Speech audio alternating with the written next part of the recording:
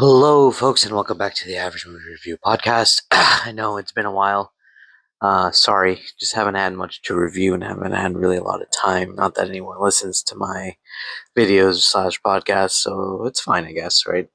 I thought I'd come back and we could review Peacemaker Season 2, Episode 1. Before I start, I read, I guess, like an article, or they posted that they're the top three wrestlers who have gone into acting, like who the top three are. And on the top of the list is Dave Bautista, which is totally correct. I think, truly deserved. He is one of the best pro wrestlers turned actors I've ever seen. He kills every single, every single role he's in. He does such an amazing, amazing job. But we get to number 2 and 3, and I'm like, those need to be switched. So they put Dwayne "The Rock" Johnson as number 2, and then John Cena as number 3, which I think is absolutely ridiculous. Because if you've seen Peacemaker, or if you've seen anything else he's been in, literally anything else, Transformers, hell, even in the Fast and Furious franchise, he is 100 times better than Dwayne "The Rock" Johnson, because he doesn't just play himself. He plays the character that he was hired to play. Whereas The Rock just plays The Rock in every single film he's in, aka Black Adam, where he just played himself. He didn't even play the character that he was supposed to play, and he apparently loves so much. So all that being said, I'm a little disappointed in the list. I think John Cena should be number 2. And if you've seen Peacemaker Season 2, Episode 1, you know that he definitely deserves to be number 2 on the list. Going on to the episode, I think it's a great first start, fresh start of the season, and it's a solid episode. It's a little funny, it's a little emotional, it has a little bit of action. It's pretty good, not too much.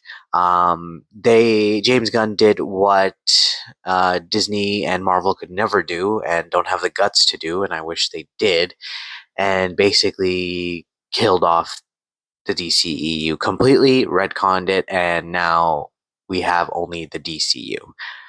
Honestly, I'm not even mad about it. I was thinking maybe they were going to do a whole thing where he was in a different dimension. Now he joins this dimension, and that's why he is who he is, or whatever. But in reality, they just said, screw all of that complicatedness. Let's just make it easy. Let's just delete that scene, reshoot it with the Justice League or the Justice Gang, and call it a day. And it works for me. It actually does.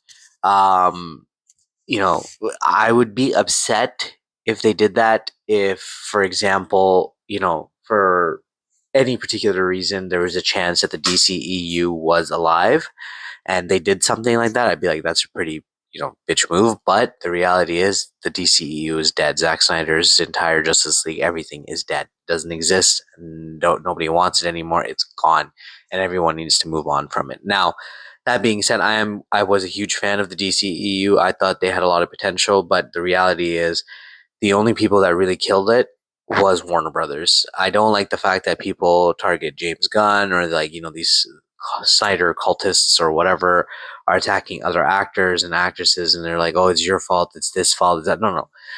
The people to blame, it's straight up just Warner Brothers. That's it. Warner Brothers killed it. Warner Brothers didn't have faith in in Zack Snyder, and because of it, now we don't have a DCEU. So don't blame anyone else for other people's mistakes. Blame the people that actually deserve it, and that is Warner Brothers. At the end of the day, they completely botched the entire vision.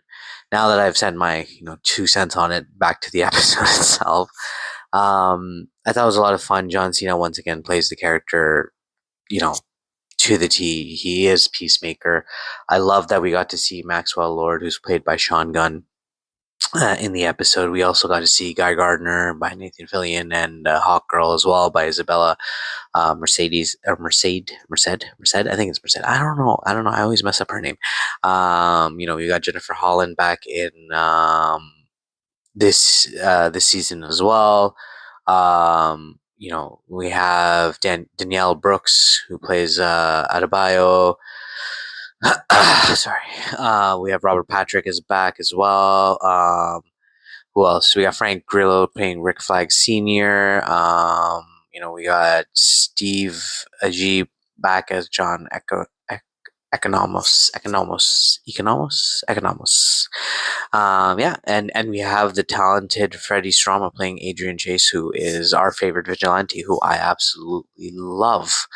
I think he is honestly one of the best characters we have ever seen in a very long time, and he's just so much fun to watch as well. We also have Saul Rodriguez as Sasha Bordeaux, who is a potential love interest for the Batman, for Bruce Wayne, and also was his bodyguard at one point in the comics as well.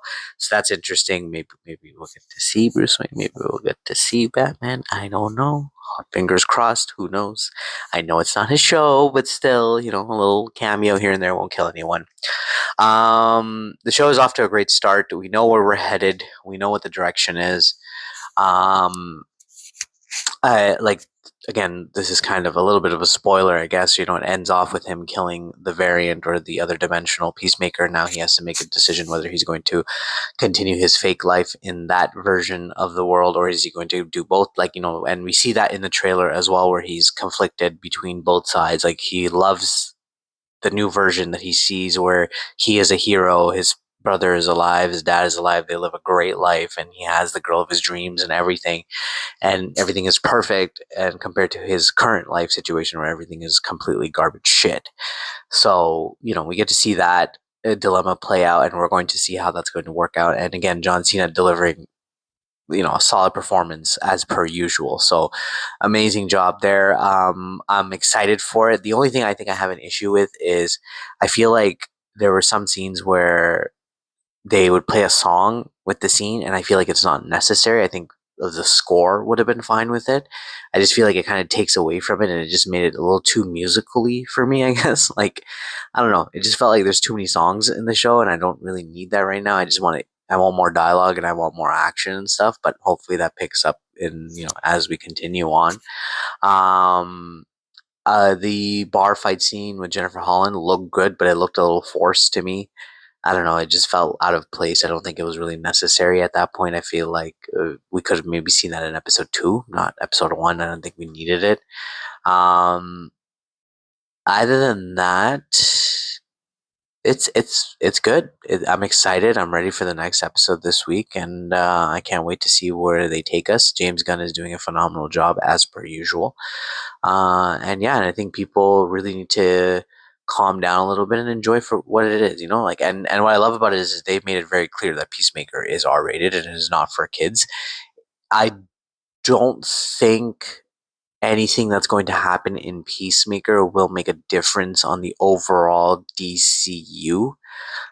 In terms of, like, if you don't watch Peacemaker, you cannot watch the next future film, or you will not understand references. Okay, maybe you won't understand a few references here and there, but I think the DCU is headed in the right direction, where whatever happens in the movies affect the shows, not the other way around, where the show affects the movie. No, it's whatever happens in the movies affect the show. And if they keep that formula going, I think they'll do an amazing job on this, like, creating this universe. I think they'll do it in a fantastic job. And I think that's what we're kind of seeing. Like, we see the Justice League gang come in, or the Justice Gang or whatever. We see Maxwell Lord, characters we haven't seen before. Like, we get to see them all interact. They all acknowledge, the Superman and everything that's been going on. So that's pretty cool. And, like, it's like a continuation, but it's not necessary for you to watch it to watch the next film, which I think that's where they're headed, and I hope that's how they do it. It's just its own story on its own, because really what we're focusing on here is Peacemaker and his life and his mistakes and what he wants to do in the future, not what is going to happen to Superman based on what will happen to Peacemaker. So they don't correlate, but they also are related at the same time. So I think that's how it should be. So yeah, I'm excited. Let me know what you guys think about the episode, how you think about it so far, and I'll catch you on the next one. Have a wonderful day, guys.